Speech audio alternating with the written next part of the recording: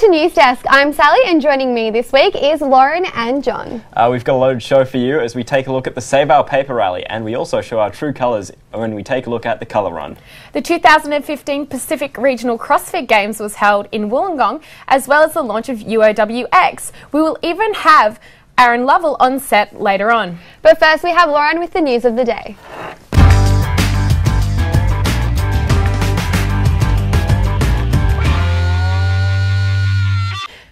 Queensland's extreme drought may be causing one of Australia's most unique animals to go blind.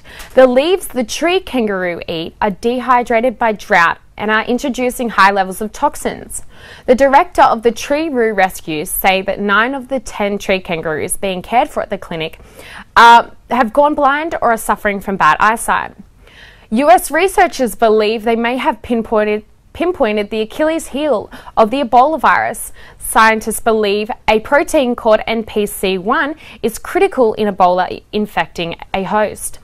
There is action in Canberra after the marriage equality referendum passed in Ireland this week. Opposition leader Bill Shorten has announced he will introduce a marriage equality bill into Australian Parliament on Monday. It's all eyes on ANZ Stadium tonight as New South Wales defends its State of Origin title for the first time in 9 years. They take on Queensland in the first game, in Game 1 of the 2015 Origin Series at the Olympic Stadium. Go the Blues! And finally, coaching staff of the English Premier League side Tottenham Hotspurs have landed ahead of their clash with Sydney FC on the weekend. Football South Coast Academy kids will take part in the Spurs Clinic at UOW this afternoon. And that's the news of the day.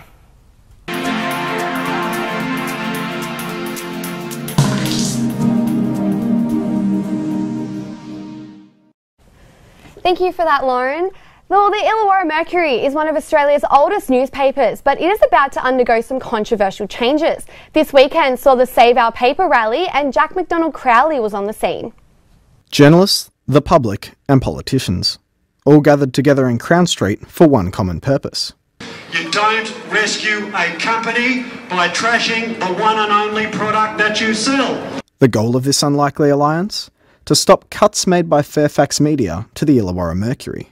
The latest round of proposed changes would see roughly half the jobs at the Mercury made redundant. We want the company to rethink their drastic cuts, their drastic proposal, which involves massive cuts. So, up to 50% of the staff could be gone. If Fairfax are to go ahead with the proposal, the Mercury will see significant reductions made to its photography, editorial and production departments. I want to ensure that democracy still flourishes within our region, and the only way that can be done is if people get the right information and the facts. Whilst the Illawarra Mercury has been hit especially hard, 12 other papers along the south coast have been forced to make cuts. The Kayama Independent's only got 2 journalists, Lake Times have only got 2 journalists now, everyone's been hit hard. Mr Ward and his co-workers at the South Coast Register are unsure what the proposal means for the future of the paper. The last couple of weeks have been a bit hard at the office. Everyone's been a bit uneasy. The Mercury has until the end of the week to respond to Fairfax's proposal. Jack McDonald Crowley, UOWTV. It's a bit of a worry knowing that, our industry that we're working so hard in and the degrees that we're all studying are taking cuts on jobs, and yeah, it is a bit of a worry going into the future. Yeah, because it's our future, and if you guys have anything to say about this, just hashtag us at Newsdesk and let us know and join the conversation.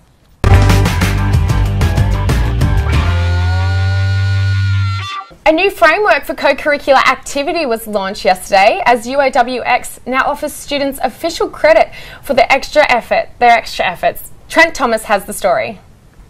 UOWx was launched yesterday, the new framework allowing students to gain more recognition for their extracurricular activities. UOWx, I guess, is essential in terms of both providing students with access to opportunities to get involved through the website, but also allowing them to be recognised officially for that involvement. And it's a way really of getting recognition for all of the additional things that students do, whether it's in the community, volunteering, whether it's with student clubs and societies, or whether it's engaging through other activities that we've got on campus. So I've been working on this project since January last year, so it's been about 18 months. That has involved both extensive consultation on campus with all of the programs that currently are offered to students. And then we've also consulted quite broadly with students, so to find out what it is that students want, what's valuable, the kinds of experiences that they're gaining a lot from. Well, in reality, students have always been involved, and one of the great joys of being on campus here is that students have really been into things for the last 40 years. So there's not a lot new there, other than what we've done is we've organised everything into a framework, looking for that extra bit of sizzle to sell in the CV to be able to put a University of Wollongong student forward.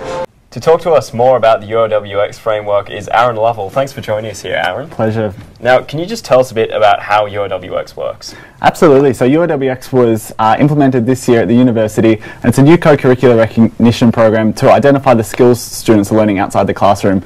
It came about after student feedback with students last year saying that they want to be recognised for the things they're doing outside the academic coursework. And so we sat down with a bunch of employers and consulted a bunch of staff here at the university and came up with UOWx to do that. And Aaron, what are the extracurricular activities that students can get involved in that are considered by UOWx? Absolutely. So there are a range of activities, and each of these activities meet us a list of criteria that mean that students have gone above and beyond to participate in these activities. It includes the UOWTV crew, yourselves, be recognised by the program, a number of mentoring programs such as AIM or peer-to-peer mentoring, residential campus leaders. If you go on exchange for a 6-month exchange, you can be recognised as a participant of that, or a student representative who's sat on committees around the university. Roles just like these, open to postgraduate and undergraduate students, regional campuses, everyone can get involved. Now Aaron, why should students want to be recognised for the extracurricular activities? Absolutely. So when we sat down with employers at the end of last year, we posed the question, all these students have got degrees, they're sitting down applying for a job, how do you pick who gets the job? And they identified a number of skills that they want to see in students who have good communication skills, interpersonal skills and leadership experience. And they said they all come through extracurricular activities and volunteering. So through UOWx, you'll develop these skills and you'll be able to take those to an employer when you graduate. So you'll be able to either take an official record of everything that you've done, or if you want to excel and participate in more than 5 programs, you can even achieve the UOWx award and take that to the employer and show them the extra things you've done as well as your degree. All right, well that's all well and good, but I got a bit of a tough question for you. As a third-year student that's graduating this year, what's in it for me?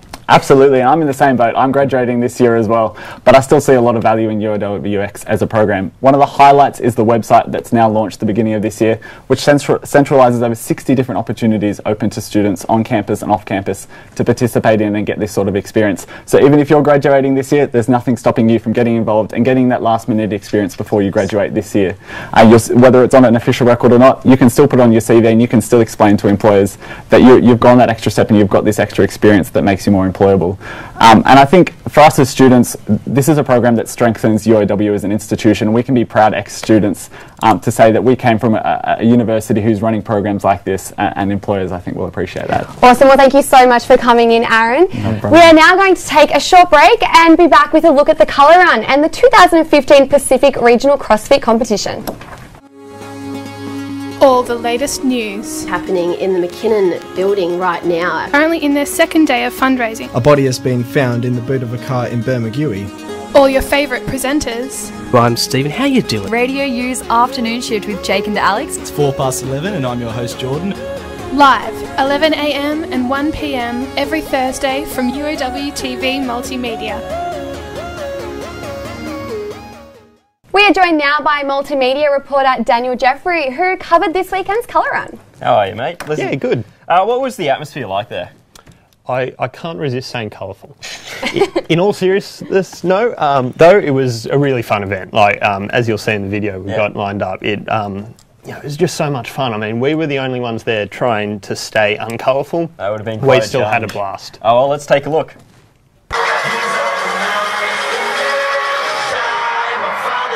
It was a party disguised as a fun run. For the second year in a row, Wollongong's foreshore was drenched in a vibrant cloud as the Colour Run came to town.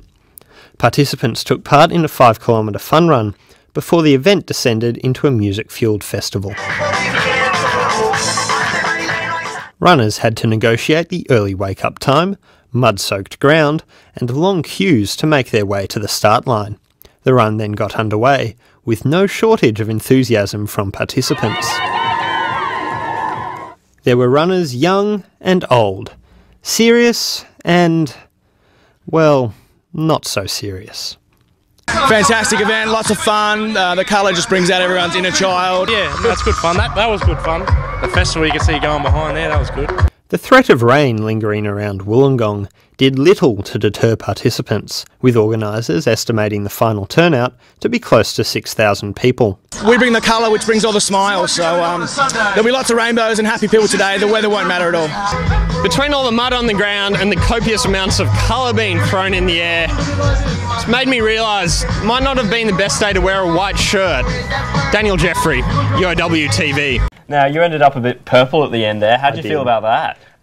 We weren't too pleased at the time, I'll say that much. We basically filmed it all with me in my pristine white shirt, hit stop record, someone comes up behind me, colour packet everywhere, all over the mics, all over the cameras, so we were a little disappointed in that, but I think we made the most of it in the end. Yeah, well, it looks awesome on the video. Now, Lauren, you were there as well, weren't you? I was, a bunch of my girlfriends and I, we were there, we were having so much fun. I feel like I still have dust and colour and everything all through my nose, through my my being, my hair. It was a lot of fun, but Daniel, what was your favourite part?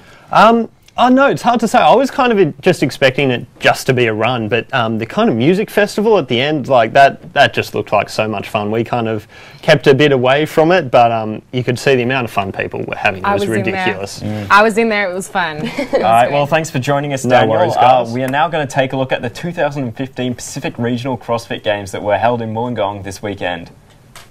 Wollongong hosted the fittest athletes from Asia and Australia on the weekend for the 2015 Pacific Regional CrossFit Games. Competitors flexed their muscles during the exhausting 3-day event at the Wynn Entertainment Centre. The top 5 male and female athletes, as well as the top 5 teams, advanced to the World CrossFit Games in July. The final stage of the competition will be held in Carson, California, determining the fittest male and female athlete on Earth. God, that CrossFit looks brutal, but I could compete. Look at these things, If I knew, I would have competed. We will take a short break, and when we come back, we will have this week's Tert Talk, as well as a look at the kickoff of the National Campus Band Competition.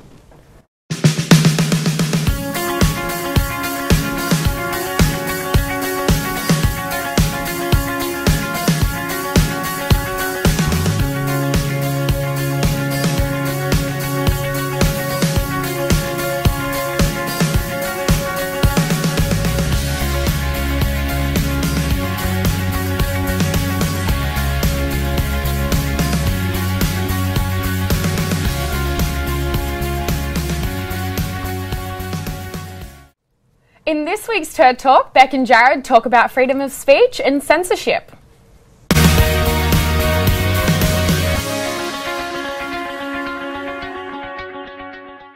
Hi, this is Tert Talk and I'm Beck. And I'm Jared. And if you don't know that by now, well... leave. Yeah. Turn off YouTube, close it down. We only like our loyal fans. Yeah, we want our day ones. All 2 of them. Does it count if you're a fan of yourself? Yeah. So that's fans. That's just like self-esteem. Well, actually 1 fan. I don't really like I just have great self-esteem. Yeah. You don't really like this podcast? Nah, it's bad. I don't watch. I just upload. Well, I mean, at least you do that. Yeah, I know. But today is a serious day. Ooh, why? Tell me why, Beck. So we had like a crazy week last week. Yeah. Because for the first time in forever, we broke more than like 2 comments on an article on the Tatangala website. Those 2 comments being like, great article. Yeah, I know.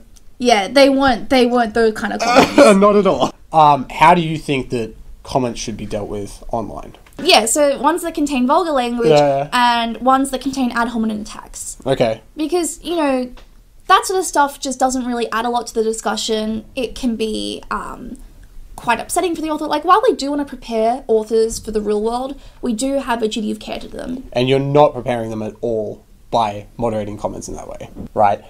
And I think that in a lot of respects, these authors these authors will look back on their articles that they're writing today, 5 years from now, and think they are terrible. Yeah, right? Probably, because, everyone who looks back on stuff they've made, it's filled with a sense of, like, cringe-worthy dread. Yes, people are way more vocal when they're upset, right? Yeah. People are way more vocal when they feel like you've wasted their time, and they're going to tell you that, and you have to understand that you are going to be wasting some people's time, and when you read it 5 years from now, you're going to feel like you wasted your own time from 5 years ago. Okay? And I think that it's a different discussion again to like moderate comments that are vulgar or like, you know, have swearing in them or even then, or hate speech. Even then, I don't think you should moderate out those comments because I think it's a waste of your time. By like going through 10 comments, reading them all, and then saying like, oh, that one has a swear in it. Okay, delete. Okay, that one says that like, you know, I'm terrible. Okay, delete. I think that like hitting that delete button is 0.5 seconds that you just wasted your life. Right? You're giving these, and it's also reinforcing these people by saying that, oh, I'm not going to let anyone talk anything bad about me. All you're doing is encouraging negative feedback. You keep likening like what I've said, which I think is quite reasonable. Restrictions on comments to, you know, refusing any negative criticism and deleting everything that says you're terrible. It's not the same. Okay, all right. Let's just talk about, what was it? Vulgar language. Vulgar language, hate speech, and ad hominem attacks. Okay, all those things. I still don't think that you should delete those comments because you're just wasting your time. Okay, well, we're gonna have to agree to disagree. No, I think that I can convince you. So. Oh my god. Right. Because there were other stuff I wanted to talk about today. Okay. Okay, now I have to remember. Yeah. Oh yeah, I had the. So to sum up, Jared's right. But anyway, so in sum, comment moderation is bad. Maybe good or bad. No, that's what I said. Yeah. Anyway, so I think we'll end this now before we ramble some more. This has been Tert Talk. I'm Beck. And I'm Jared. See you next week. Censorship and freedom of speech is a very sensitive topic within journalism, and it's very important to remain very professional. Exactly right, Glenn. Especially when some journalists have already, you know, we've seen over, you know, Twitter controversies and stuff like that, people are losing their jobs within the industry, which is sad. But you know what, Beck and Jared do it, and the rest of the Tert and Gullah contributors do an awesome job in producing their stuff online and their magazine that come out every 2 months. So head over to their website to catch up with all the news. Well, moving along, we've got the National Campus Band Comp underway at the Unibar with the hosting of the first heat of the competition on Thursday. Enjoying the performances from the judging panel was local businessman and sponsor Glenn Hayworth. Love supporting the bands, love supporting the local talent, and I like sort of helping decide who gets the bickies at the end of the day. So Atticus Arcade and Ego Monkey were the winners of the heat and will perform at the regional final in August. We entered the band comp because we just really like the opportunity to play in front of people, just have some fun. The UOW community definitely comes out for the final in full force. We can get up to 400 people to our finals, and it's a really great night. The second and final heat of the competition will be held next Wednesday. It's so cool that our uni has this venue that can host events like this. Yeah, exactly. You know what, guys? If you guys want to go onto the Unibar and check out the bands that are competing, heat number 2 is on tonight.